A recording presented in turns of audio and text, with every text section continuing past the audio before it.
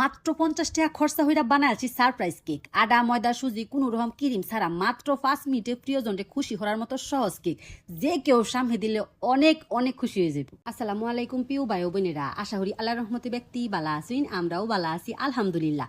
কুড়ে গড় দেওয়ার পরে ফাবদা গাছ লাগাইছিলাম, মাশাল্লাহ বালা ওই ফাবদা হইছে।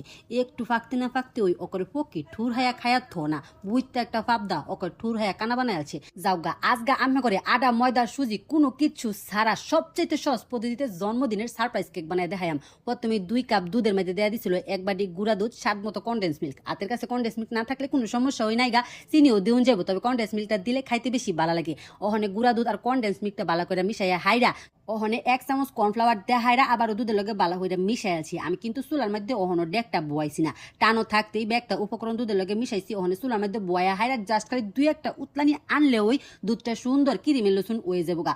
জাগর হাতে সময় কম বা হঠাৎ বিঠাৎ কারো সারপ্রাইজ দিবার চাই, অবশ্যই এই কেক রেসিপিটা বানাই দিবেন। যে আর আজকের এই কেক রেসিপিটা আদা ময়দা সুজি কোনো কিছু ছাড়া জাস্ট পাউরুটি দেখাইরা বানায়। পৃথিবীর সবচেয়ে সহজ সারপ্রাইজ কেকের রেসিপি বানাইতে সময় লাগবে মাত্র 5 মিনিট। ক্রিমটা চুলাতে নামায়া হাইরা একটু জুরানি দিছি, জুরাইয়া হাইরা করে চাকনি ধারা সাইকেল হইছি। এত হইরা ক্রিমটা দেখতে বেশি সুন্দর হয়েছে, স্মুথ দেখা যেতেছে। ওখানে খালি কেকটা ডেকোরেশন হরাম। কেকটা ডেকোরেশন হওয়ার পরে বুঝা হয়ে যাইতো না এই কেকটা যে পাউরুটি দেহারা বানাইছি। প্রথমে একটা পাউরুটি দেহারা ক্রিম দিয়ে দিছি, এরপরে আবার পাউরুটি, এরপরে আবার ক্রিম।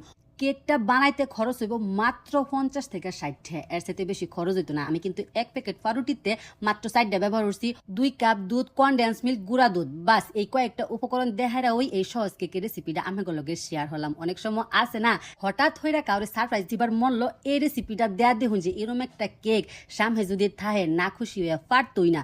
যাওগা সর্বশেষ পাউরুটিটা দেখাইরা ওখানে চামচ দেখাইরা একটুখানি লেপা লেপা দিতেছি যাতে একটু স্মুথ দেখা যায়। এরপরে উপরে দেখাইরা একটু গুঁড়া দুধ দিয়ে দিলাম। এটারে আরেকটু আকর্ষণীয় দেখা যাওয়ার লেগে দেয়া দাম সাইডটা ব্রেড ড্রামস। ব্রেড ড্রামসটা আমি বাইতই বানাইছি, পাউরুটি ব্লেন্ডারের মধ্যে একটুখানি গুঁড়া করে হাইরা লড়ার মধ্যে একটু বাচ্ছি।